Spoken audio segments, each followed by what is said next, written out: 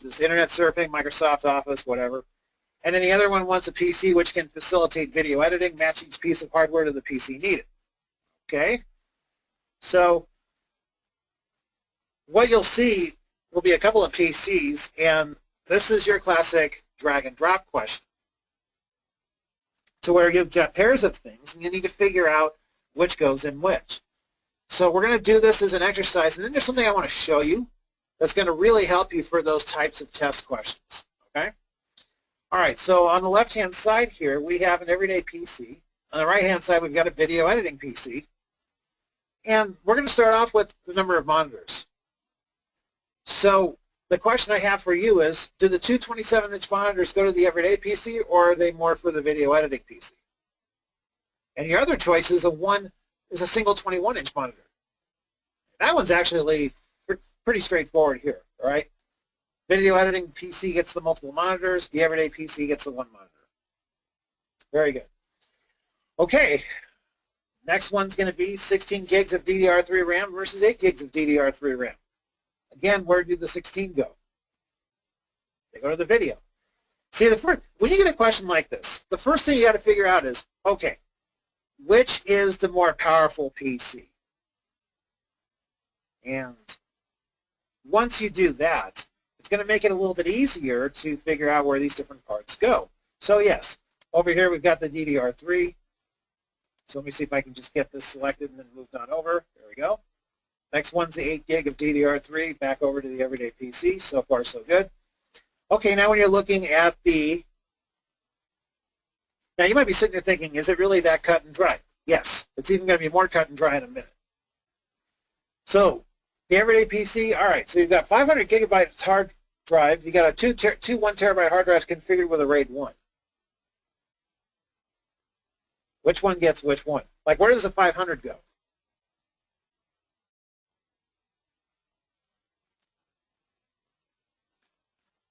$500 goes to the normal PC as the first guess. Yeah, everyday PC, okay. Right you are. That one goes over there. This one goes over here. Now, I just threw the RAID 1 in there for kicks. Why would you say it might be a good idea to have a RAID 1 for a video editing PC? Let's put a little sidebar on this. Of course, you might not agree with, yeah, exactly. So, okay, so Caesar's saying so video files won't get lost.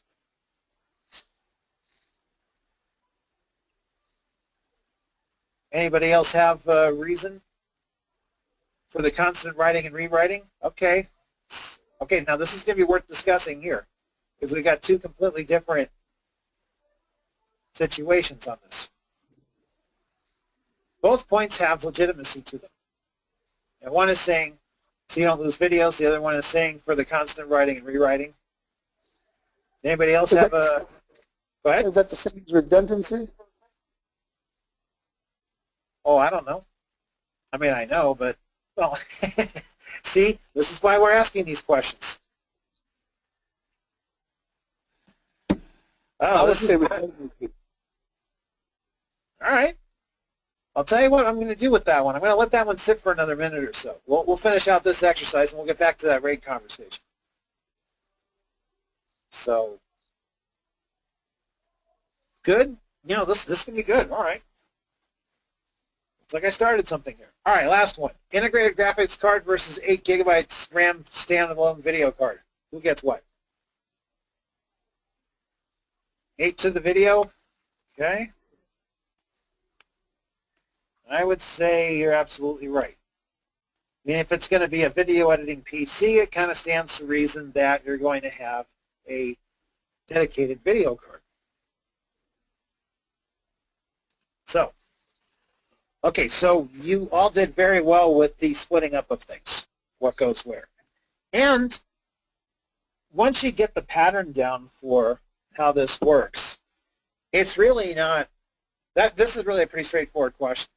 And a couple things I'm going to add to this. Number one, we have somewhere in that project workbook for the 901 course an exercise or two on this. So that would be, I would suggest, a good practice for you. But really, here's the giveaway right here. Check this out. I'll bring this up on the screen. See these test objectives right here?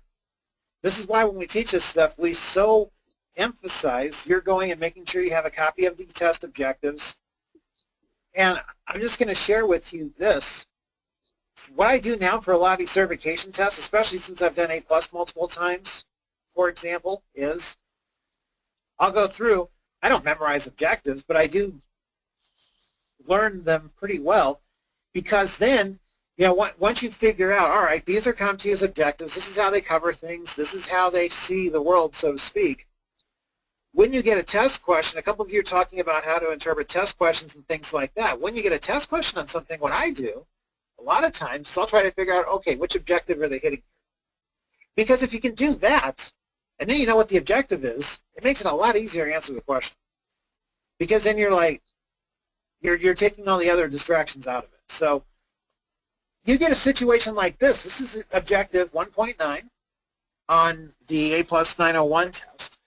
Given a scenario, select the appropriate components for a custom PC configuration to meet customer specifications or needs. Okay, going to do a little sentence diagramming here. Some of you have heard me say this before. Pardon me if you have. I think it's worth repeating. If you see test objectives that say, given a scenario, do this, that, my friends, is a candidate for a simulation question. All right? Simple as that. It's a candidate for a simulation question. It doesn't mean you're going to get nothing but a simulation question on that. You still could get a multiple choice. But it's a prime candidate for a simulation question, and that's why we've had multiple people saying, yeah, I got that question where you had to drag stuff in on one PC versus the other. So it's given a scenario. That's CompTIA's way of telling us that it could be a simulation question. So what do we do here? Well, all I did for this one, and all you need to do for this one, is just match these up. Know what CompTIA considers to be important for a graphic design workstation, for an audio video editing workstation. Like these three things that we put here.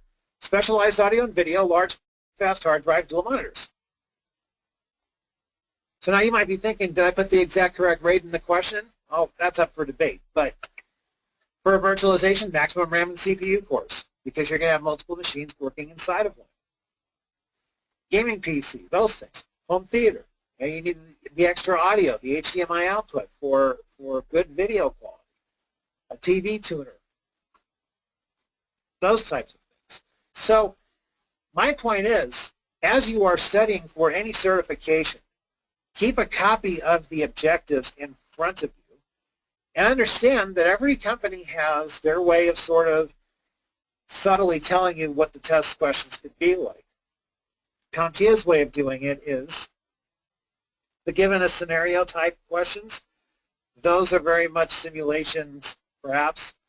And in the ones you'll see that say describe, those aren't simulation questions at all. Those are going to be your multiple choice questions. So that should help, I think, a little bit as far as gearing you up for the test.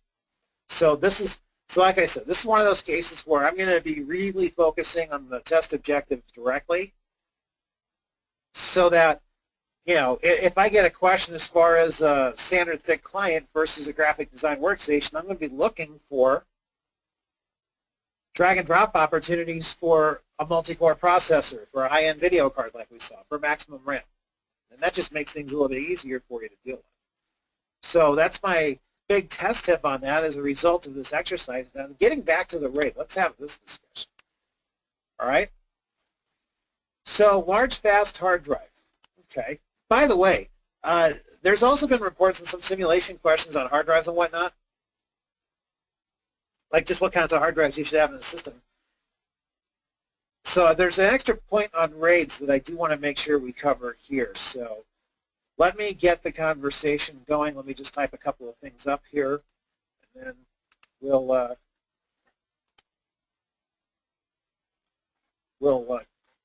see what we've got here. So, okay.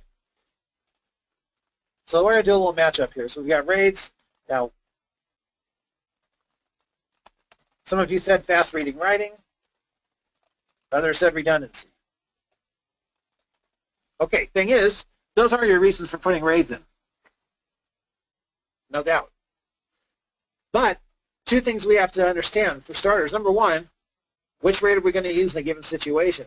Secondly, depending upon the kind of PC somebody is asking about, what do they want?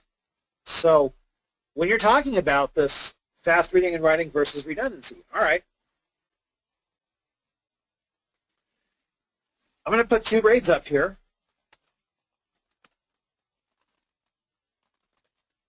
For starters, so which one matches up with which?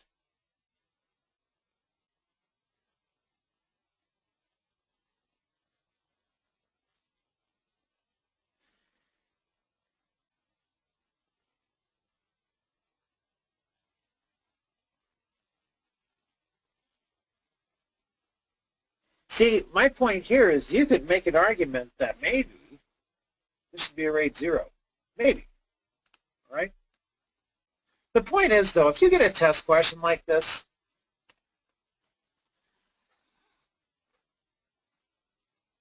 and it's a simulation, it's either going to be a single hard drive or a RAID. So I wouldn't, for this particular context, I wouldn't worry about the RAID number too much. But since we are discussing this, okay. So the whole thing about this, to get back to the video here, two things. Number one, you can make an argument, real life, you can make an argument either for a RAID 0 or a RAID 1. You could. Because a couple of you put in the chat box here that the RAID 0 offers, from a disk standpoint, faster reading and writing, and you would be absolutely correct in saying that. Whereas the RAID 1 offers the redundancy. Because the RAID 0, when you're writing to a disk, you're writing to two disks at once. In a RAID 1, you're writing to a single disk, and then that data is immediately being mirrored to another disk. So the idea is, what am I looking for? Whether it's video editing, number crunching, any of those things. What am I looking for here in this situation? Am I looking more for the redundancy aspect of it, or am I looking for faster reading and writing? Well, that's a judgment call. I mean, to me, I'd probably, if I'm doing video editing, to me, I'd probably want a RAID 1 for the reason I think Caesar and a couple others said. I don't want to lose video, all right? But you can make the same argument pretty closely for a RAID 0 because video files can be large, and you'd want those video files to write the disks quickly. So you might say a RAID 0 would be optimal here. Again, the test objective isn't very specific. They say a large, fast hard drive. They don't say RAID. So, yeah, Jim says hence RAID 10, sure. I'm climbing the ladder. Jim's already on top of it, so I'll meet you up there pretty soon, all right? That's good stuff. I appreciate that. I like it. I like it. I like it. Okay, so you have these different types of situations set up here, all right? So you can make an argument either way. Now, for the test, all you have to worry about is large, fast hard drive. So if you get a video workstation compared to an everyday workstation, then the larger hard drive goes into the video station. Simple as that. One thing that Tristan brought up on Tuesday, though, and this is a bit of a side discussion on RAIDs, is which RAIDs tend to hog more of the CPU? Well, if you're talking between a RAID 0 and a RAID 1, it would be a RAID 0 because the more disks are being written to, the more the CPU is getting hit. If a CPU has to process hard disks or multiple hard disks, it's going to have a higher percentage of CPU usage.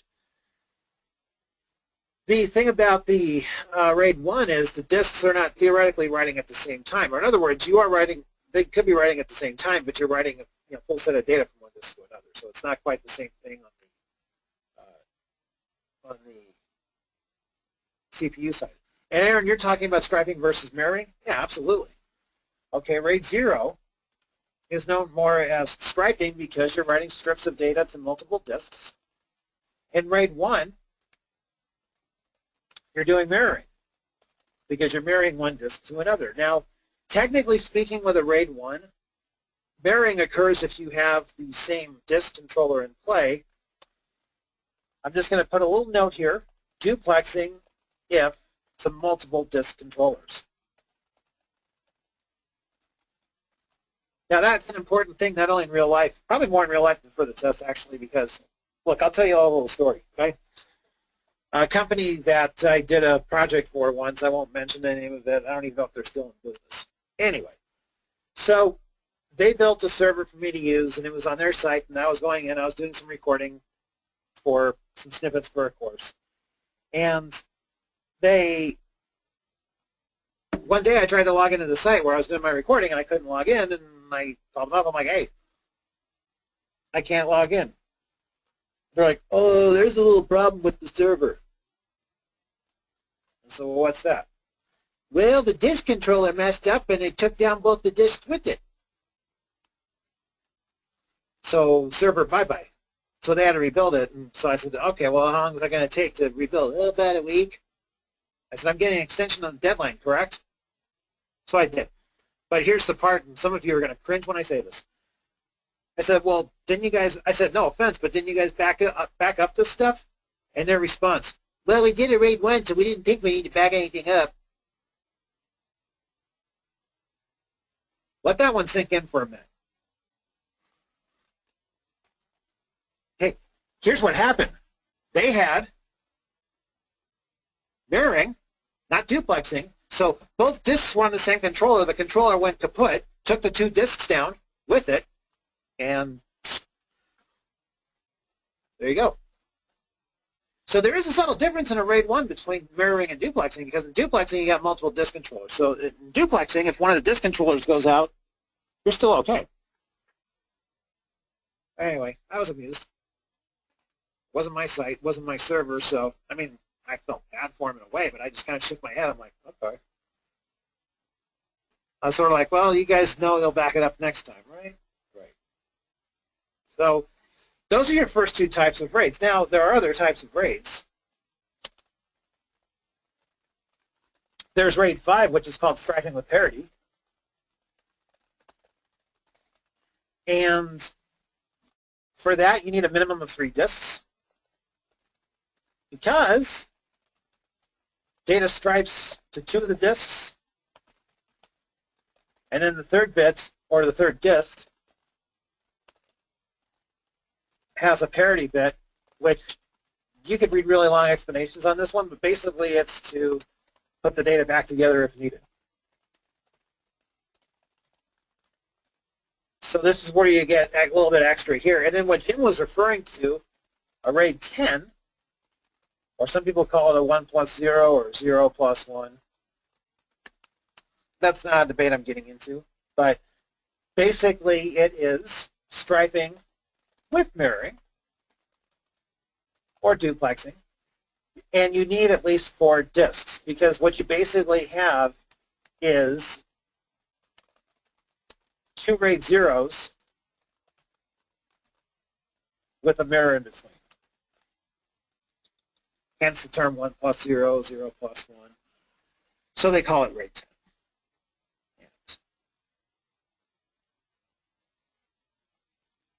That's the situation with that. So yeah, you could simply get a test question on RAID storage. But what you really have to look for in those test questions is, are they going for speed, or are they going for redundancy? If they're going for speed, it'd be more like a RAID 0. If they're going for redundancy, it'd be more like a RAID 1. If they need a bit of both, it's going to be either a RAID 5 or a RAID 10, and that really depends upon how many disks they have. So.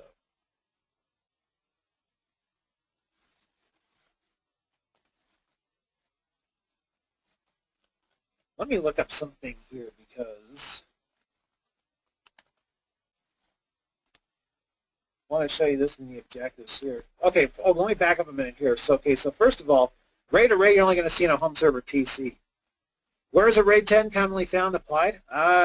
Larger servers, large database servers, because they want the speed of the data being written to the disks, and they also want the protection on the data here. So that's going to be the place you'll see it the most. All right.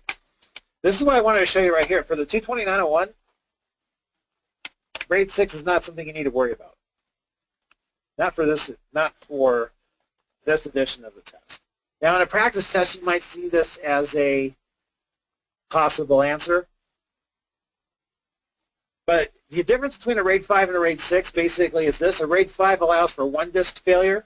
A RAID 6 does what we call double parity, so it allows for two disk failures. I think with a RAID 6, if I'm not mistaken, you need 5 disks in order to cover that.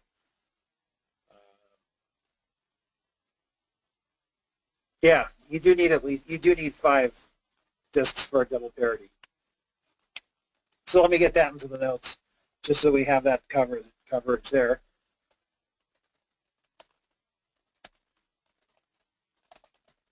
I'm pretty sure RAID 6 used to be in the test objectives, but not for the 900 examples, because frankly, most people aren't. There's not many people who are actually using it. So,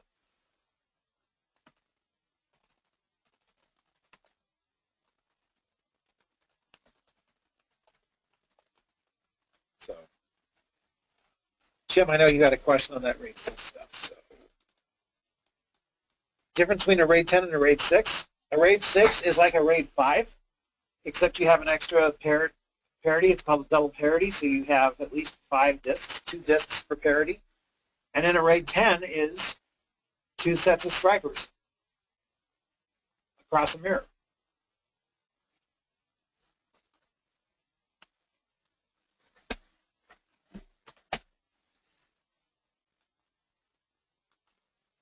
So a couple things on this. Okay, there is such a thing as too much redundancy. People think that until they have like their first backup go out, and then they don't think that anymore. Jim, in all seriousness, everybody, it really depends on how secure you need your data to be. Okay, and then Caesar is saying, not to go off topic, but how secure is cloud storage? It all depends on who your provider is and what kind of deal you make.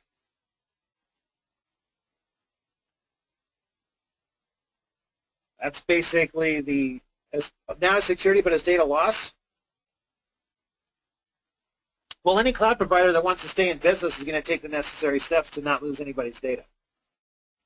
So I would say that for the reputable people, you know, the Amazon Web Services of the world and Microsoft Azure, data loss isn't going to be an issue because they don't, okay, so they don't tell us exactly what they do, but in theory, they have data that's constantly being written to like 3 different sites.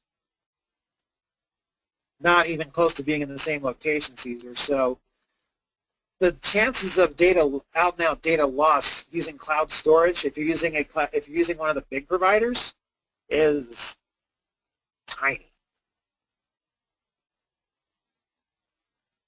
Now, if it's a small cloud provider, you want to do your due diligence to make sure that their data is being backed up on a regular basis and that they've got their bases covered on this.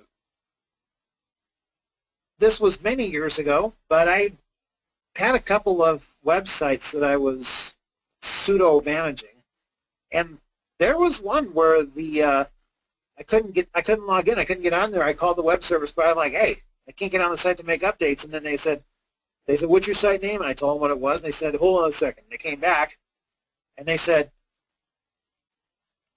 do you have a backup of your site by any chance? I said, yeah, I got a full copy. Why? You guys have a disk blow up and didn't back it up? Basically, that's what happened. But this was years ago.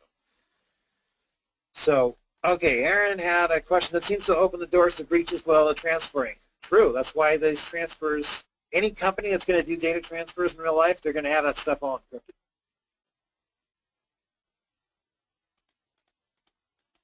Which greatly reduces the risk of their getting their data popped.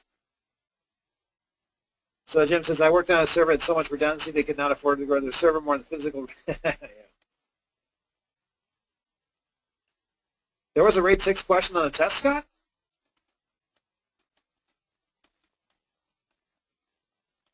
Yeah, oh, Jason. Good. Yeah, That's it was good. an answer, and I chose it.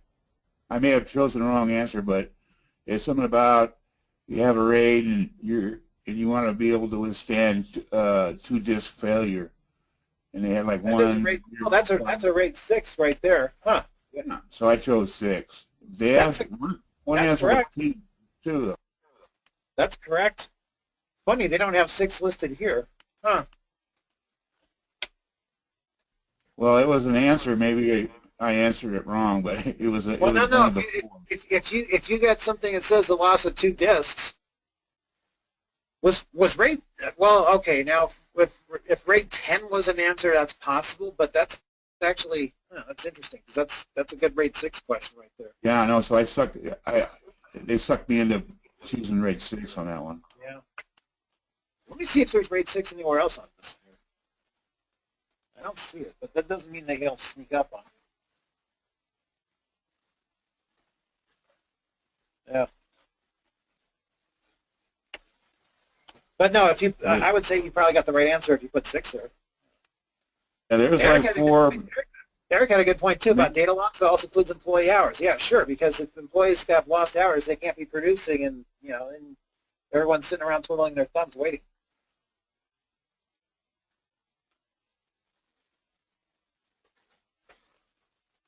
All right. So as far as, let me get this back up on the screen here. Okay, so as far as, just to review here, as far as picking out, if you get a question on 2 PCs, just the best thing you can do is figure out which one is the less powerful one. That's where all the lower end stuff goes. Straightforward there. And again, that's why I'm telling you all right now how important it is to go through these objectives. And then, like I said, when I get test questions now, I start thinking, okay, which objective is this going after? Because if it is, and I've studied it, then I'll know.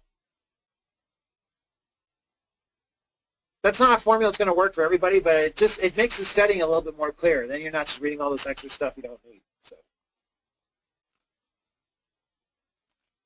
like I remember getting one of these questions earlier in the year when I took this edition of A+. Now I couldn't tell you which 2 types of PCs they were because, I mean, details, right? But I did remember one of them was being, okay, well, I know, like, it could have been a graphics station. I'm not saying it is, but as soon as I saw the graphics station, I'm like, oh, okay, well, I know they're going to be asking me about a processor, a high-end video card, and RAM. Okay, so once you get that down, it's like, oh, okay, well, I'm just going to look for the high-end ones and drag them in the graphics PC and then go on to the next question. So, okay. FFC computer? Yeah, one of those you're building a FFC computer. I'm going, what's that? I've never heard that before. I haven't either. Anybody else heard of that?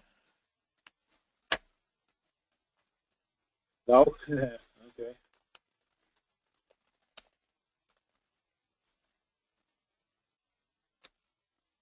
Flexible flat cable, first class computer. That's a website in German right there. You Yeah, I don't know. You did take the English language version of the test, right? I think so. It was all Greek, though. No. Oh, very good, very good, very good. Yes. Hey, listen. This is not to put anything more to like confuse anyone, but every exam you take, no matter who the vendor is, you can count on at least a couple of questions that are not going to get scored. It's kind of an inside well-known fact. I don't know what the exact number is for CompTIA, but people who study this stuff, they say maybe 5 questions you take won't get scored. Because what they're doing is they'll occasionally put a couple extra things in the pool to see if they can get away with doing that, or they'll see how people answer to see if they need to, reword the question or something like that. So every once in a while, you just sort of have to realize that. But FFC, it's not anymore in the test objectives, so maybe that was one of the 5 they didn't score. Hopefully that was. Hopefully. Yeah. You get about 3 or 4 in every test? Yeah, true. Hey, listen, I mean, I teach this stuff, and I remember seeing a couple of questions on the A+ test. I'm like, what the heck? I made a guess. Moved on. Still scored pretty well on that, so. In fact, we just had that happen here with one of the Adobe tests. We had an employee take here, and he saw a couple questions on there we're like, these aren't in the objectives directly. I mean, you got to really stretch things. So my point to you is it's okay. Just anticipate that you're going to see a couple of those, because that way you don't panic over it. So, okay, we got like 20 minutes left. So I got time for questions. Somebody go.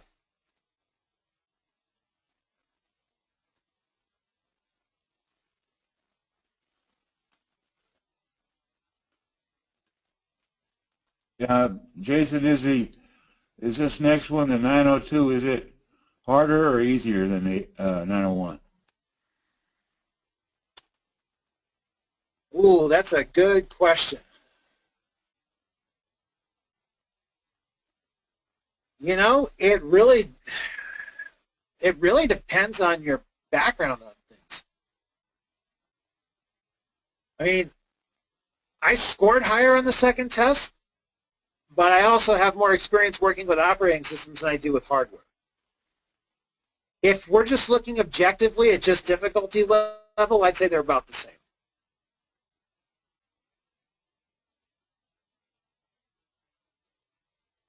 Cool. So what do I see in the future as far as cloud and network security, next big thing? It's kind of already happening, which is the whole big bring your own device movement, where people are able to access data from different devices. And a lot of companies are welcoming that with some headaches involved, you know, because once you get the cloud and the network security down pretty much, now the real focus becomes the device security, making sure people don't bring in devices that aren't approved, making sure they don't bring in rogue devices on the network, stuff like that.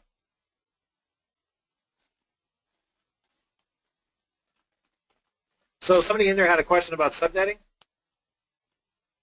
Internet of Things, yeah, that's a big one. Internetworking of physical devices, connected devices. I'd say the big thing, I'd say the more big thing right now in the cloud and network storage is more how people access the stuff, which is both a blessing and a curse, because it's, you know, it's really cool that you can pick up any phone or tablet and access your company data, but it's also a curse because then they know you can do it, and they'll ask you questions at 9 o'clock at night. So. Why is CertMaster so much different than OLE? Honestly, I couldn't tell you, because I don't really deal much with CertMaster. Everyone's got their different way of presenting material, I know that. In order to, Scott, or Jason, in order to intelligently answer that one, I'd have to go look up some CertMaster stuff, which I just haven't really had time to spend on that. So.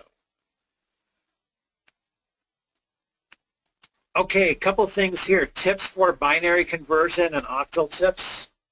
And then there was one here for how to figure out how to get the broadcast address. All right. I have some stuff here that I think from a previous session I can use to help bring up. Wasn't it? I think it was a little further back, actually. Yeah, here we go. Okay. So I have this thing here for octal numbers. And a lot of, when you're converting decimal to octal, it's division with remainder. So for example, I have an example here with a decimal of 15, and you're trying to figure out what the octal number is. Well, 15 divided by 8 is 1, and then you have a remainder of 7. And that actually is your octal number right there. And you're thinking, is it that easy? Well, with 2 digits, it is. Now, the example with 3 digits for octal decimal is, the whole purpose with octal figuring things out is you have to just keep dividing until all you have are single numbers. Now, what do I mean by this? Well, 100 divided by 8 is 12, remainder 4. 4 then becomes your last digit in an octal number. But you still have a 2-digit number here, 12, that you need to divide by 8, which is 1, remainder 4. And those become your first 2 digits. And then you have 4 left for the last digit. So it takes some practice, but the whole thing about octal numbers is everything deals with 8s and remainders. That's your biggest thing you're dealing with, 8s and remainders. If you can do that, then after a little bit of practice, you'll get that down pretty well. And then when you're going the other way here, and by the way, I know it's a little short, I'm kind of paraphrasing here. I'm going to make sure that after this session I have this as a PDF or something, and Tristan will stick this in the form someplace and you'll be able to get there. Octal to decimal, first digit on the right, plus the second digit from the right times 8, plus the third digit from the right times 8 times 8. Everything deals with 8s. So if you have an octal of 17, it is 7 plus 1 times 8, 15. For an octal of 43, it's the first digit on the right, 3 plus 4 times 8, 32, which equals 35. So with the whole conversion deal, once you figure out what the formulas are and you get those down, it'll come to you pretty quickly. The confusing part about some of these conversions is just not knowing what that formula is supposed to be.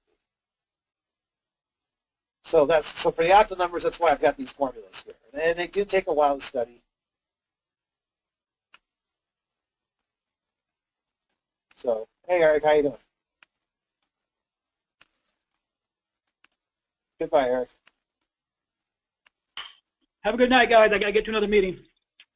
All right, have fun. So that's the whole thing about octals. And then I got something in here on binary numbers. Oh, here it is right here. Okay.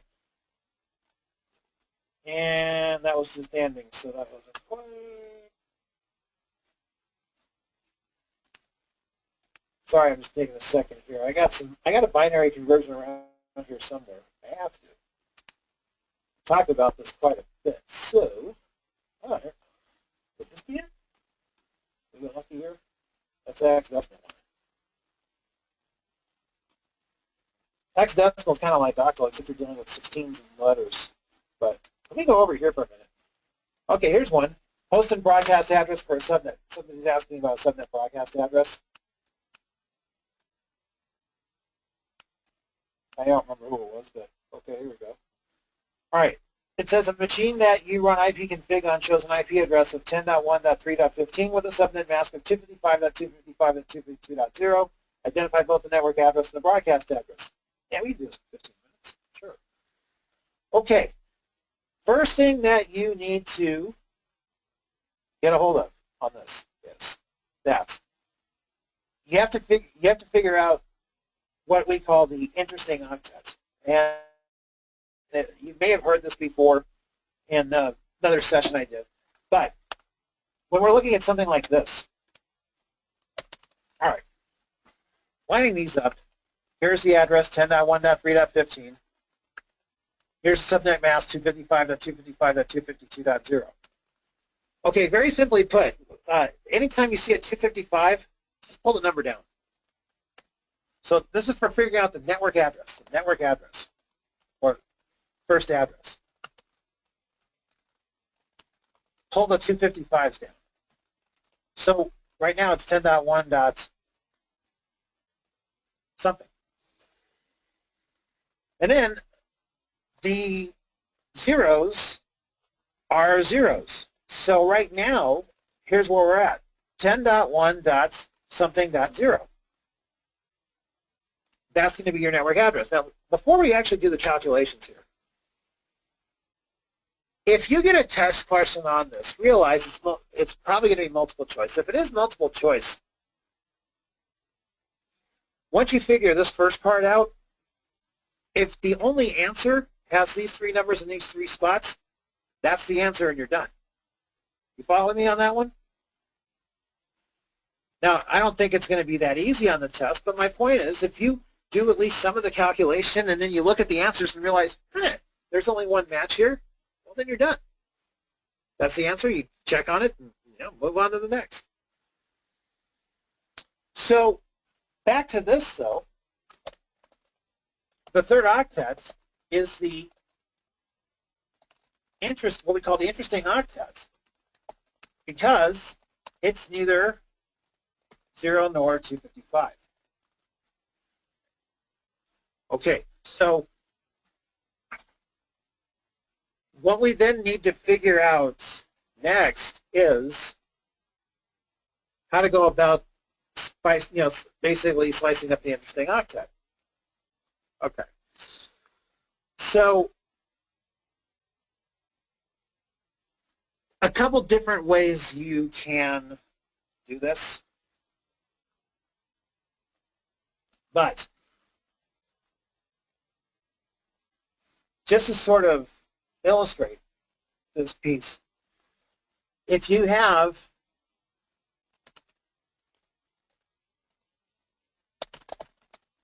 the subnet mask is 255.255.254.0, just saying,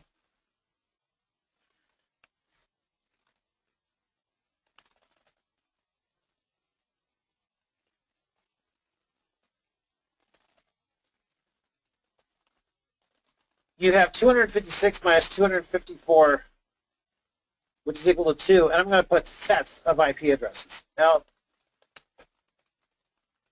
I'm going to explain that in just a minute here, okay?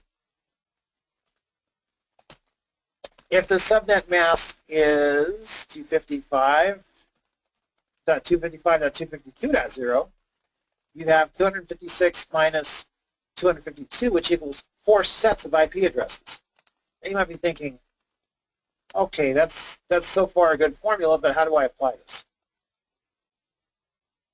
All right, now here's the magic math. Follow closely here. Once you figure out the number of sets,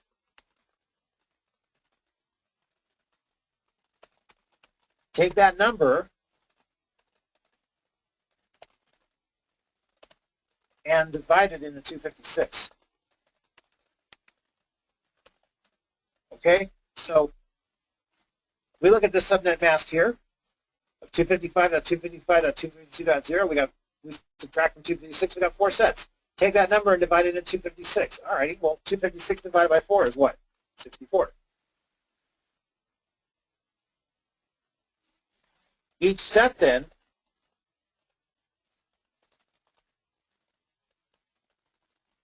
by the way, this is not the only way to figure this out. It's a pretty fast way, but not the only way. Okay.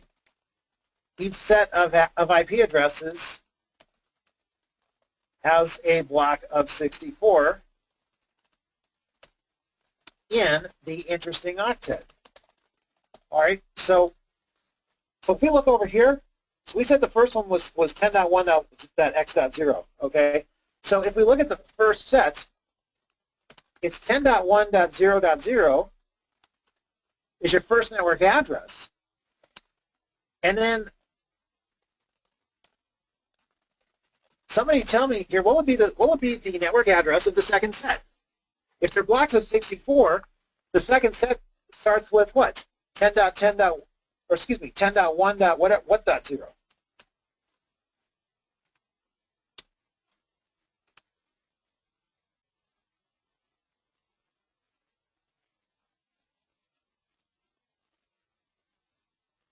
What would be this next number here? Who asked the question here?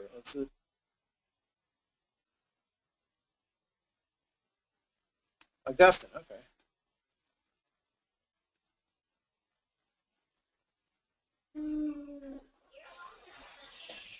Hey, a couple of 64s have come in, all right? It is 64. The second set of IP addresses in this block will start at 10.1.64.0.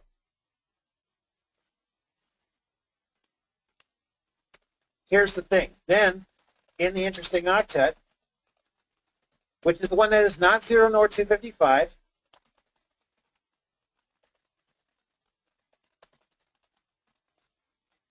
second set is 64.0. The third set is what? If we add 64, what's the third set start with? 128, right. And then the last set, the fourth set, keep going. You add 64 to that, what you get? 190, yeah, check your math, you're close. 192. 192, thank you. Yes, 192.0. A couple of you said 196, you were close. 128 plus 64 is 192. Okay, now, let's put this together. Okay. What we just configured here, ladies and gents, if there's any ladies in the audience, if not, gentlemen, okay, what we just configured here, oops, are all of your network addresses.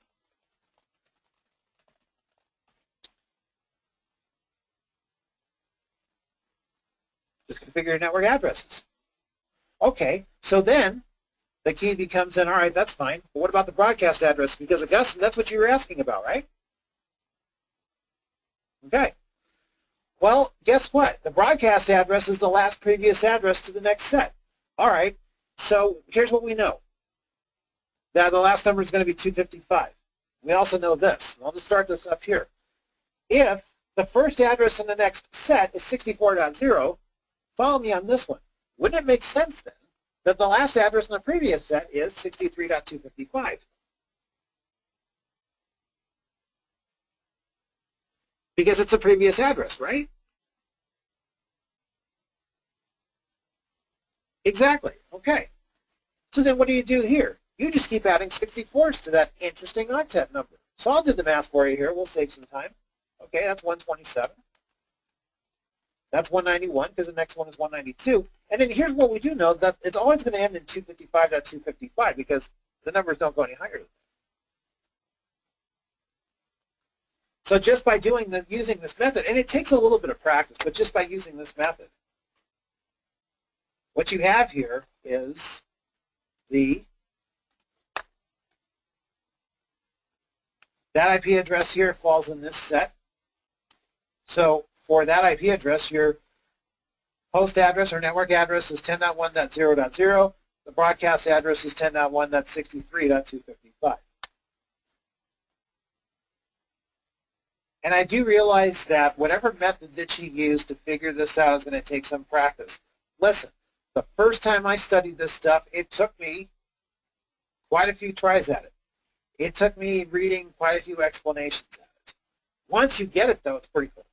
It's pretty cool once you get it. So I know that's kind of a condensed explanation on this, but I hope that helps a little bit. At least try to figure out, you know, like what type of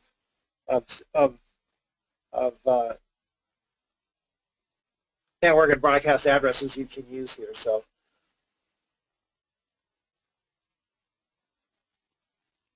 yeah, no problem. It does take some practice. Okay. So my friendly advice to you on subnetting anything is don't get discouraged. I don't know of a single person. Listen, I have literally helped hundreds of people get their A+ Network Plus certifications. Different environments, different classes, whatever, okay? When I used to teach this stuff in the classroom, every single time I taught the class, oh, what are you here for? And like half the students would say, I'm here to learn subnetting because I can't figure it out. Why? Because they read in a book one time. You know, subnetting's like a foreign language to most people. It's like learning Spanish. You don't just read it one time and then, oh yeah, I know. You can imagine if you just read a Spanish book once or a German book once or a French book once and you went and tried to talk to someone in their native tongue. How's that going to go? They're probably going to give you a strange look, like, what are you talking about? It's the same thing with subnetting.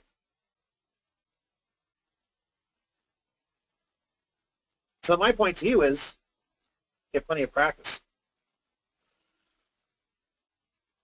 If you think about it, most things you learn in this business, you don't learn on the first attempt anyway. So subnetting is really no different than that. It's just, for a lot of people, it's a little bit more intimidating because of the numbers and the math and things like that. But you understand that all the numbers end up between 0 and 255. And your math is pretty limited for the most part. So 901. Not 902. 901 and Network Plus is where you're going to get your subnetting questions. Mostly Network Plus. I'd say the vast majority of subnetting questions you'll get with Network Plus.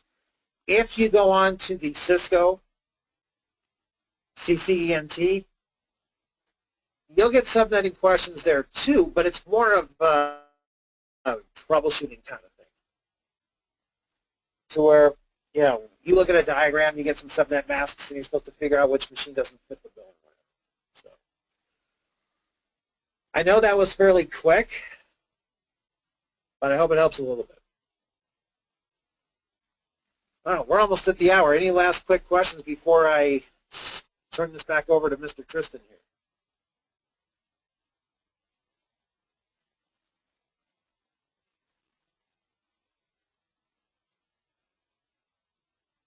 Okay, well, listen, everyone.